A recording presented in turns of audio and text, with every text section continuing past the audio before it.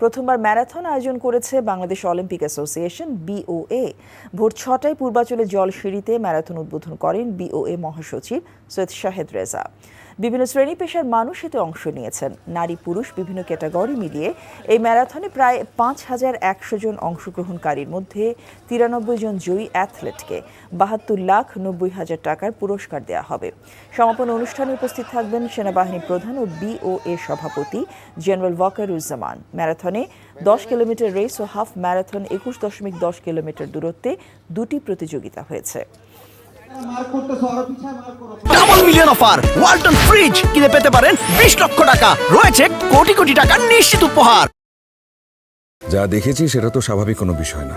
যার ব্যথা সেই বুঝে। আজকে একটা বিশেষ কারণে দেরি হয়ে গেছে। বিশেষ কেউ নয় তো যার জন্য দেরি হলো। সেই মানুষটা সবসময় আমাকে বলতো সে আমাকে তার নিজের থেকেও বেশি ভালোবাসে। ভুলতে বলছি না আমি। তবে কি বলছেন? কি দেখে যে লোকটাকে ভালোবেসেছিলি? আমার মেয়েটার বিয়েটা এতদিনে হয়ে যেত। এমনটা হবে কে জানতো? রতন ভাই। আরে আমার ফুফাতো ভাই। ও হ্যাঁ, কি হয়েছে? এবং তার আত্মহননের পথে কেউ যদি বাধা হয়ে দাঁড়ায় তাহলে মন কোন দিকে যাবে সেটা। তোর বোনের বিয়ে, দায়িত্ব তো সব তোরই। অনেক সময় গাছের ডাল কাটলে গাছ প্রবলতরতে যে বেড়ে ওঠে, প্রেমও সেরকম। আঘাত লাভ করলে দ্বিগুণ শক্তিমান হয়ে ওঠে।